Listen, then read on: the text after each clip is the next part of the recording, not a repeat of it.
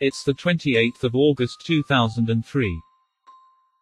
Just another day for the locals in Erie, Pennsylvania. Everyone's going on with their day. A shopkeeper yells at a customer. A driver honks at a slow pedestrian. A pizza delivery guy walks into a bank. But today, this pizza delivery guy was making a withdrawal of a different kind. Not in the usual way. Brian has a bomb clamp around his neck. Set to detonate in 15 minutes. It also carries a set of instructions that he's told to follow. At around 2:30 that day, Brian is seen swinging his cane as he enters the bank, effortlessly blends in with the rest of the customers, patiently waiting his turn. A counter eventually clears up, and it's Brian's turn to be served. He pops a lollipop into his mouth, sucking away as he casually approaches the counter. He hands the cashier the note.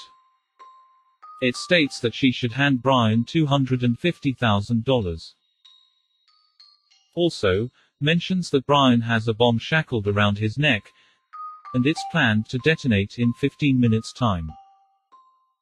The cashier explains that she has no access to the bank vault, but proceeds to hand Brian everything she has, totaling a little under $9,000. He accepts the money and exits the bank at around 2:38 p.m. Moments later, police gets reports of a bank robbery.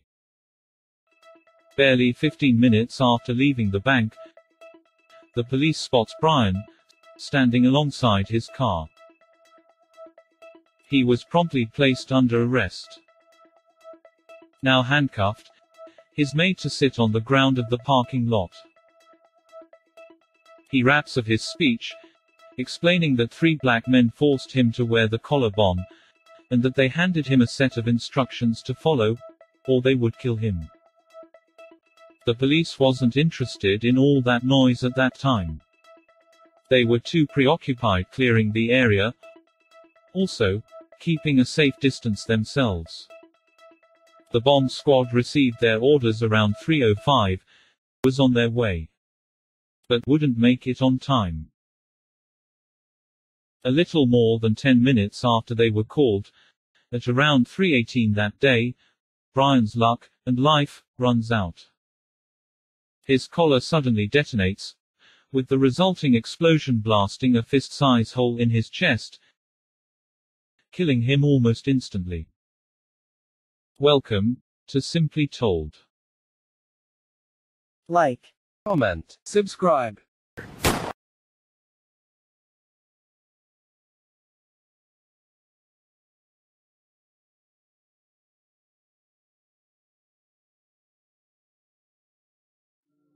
The bomb strapped around Brian's neck was actually a metal contraption that was hinged on the one side.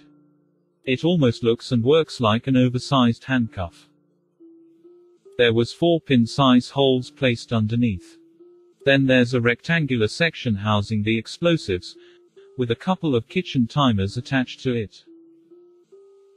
The bomb seemed to be riddled with decoys. From attaching a plastic phone to the device, to wires simply hanging out, not even connected to anything.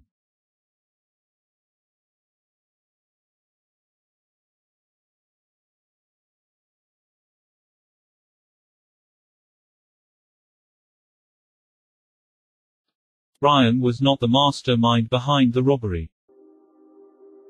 He was the outsider that was roped in to do the job.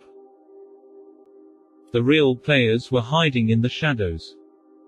There was Marjorie Eleanor, Marge Diehl-Armstong.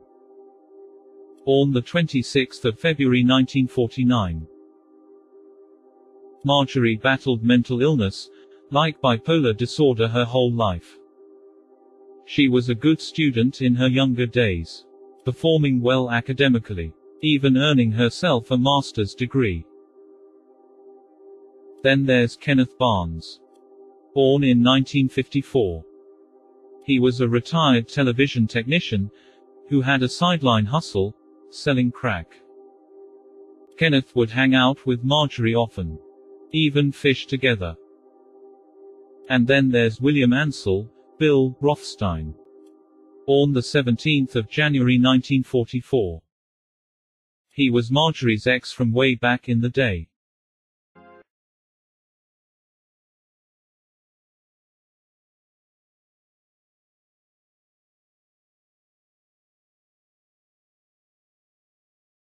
So Marjorie Diehl-Armstong, with William Rothstein, was hanging out at Kenneth Barnes' place.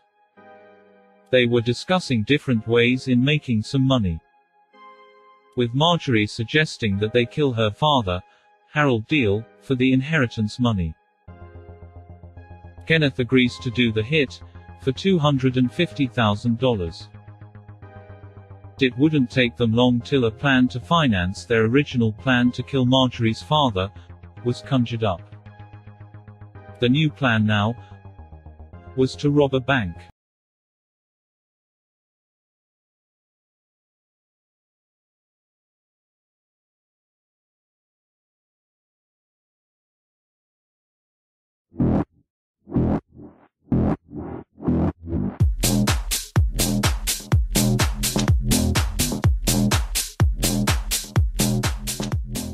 Brian also has a social life.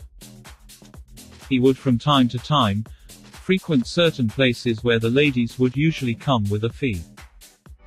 While hanging out at one of these establishments, Brian would come to meet a lovely call girl, Jessica Hoopsick.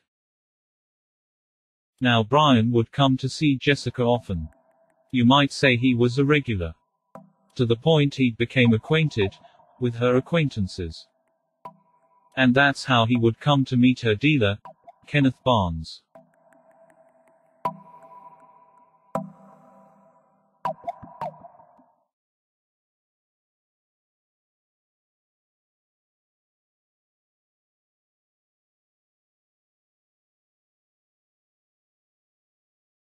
Now the plan was to get someone, who we got to know as Brian Wells, to wear fake bomb around their neck.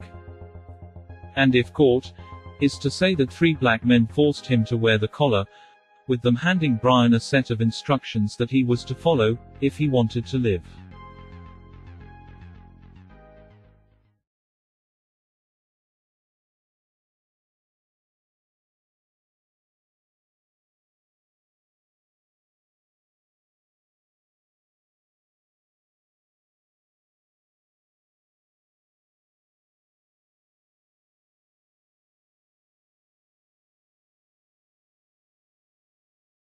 So around 1:30 p.m., on the 28th of August 2003, Mamma Mia's Pizzeria receives an order.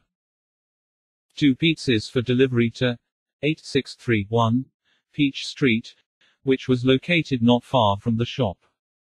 Later, the address was discovered to be the spot the transmitting tower for WSEE-TV was situated.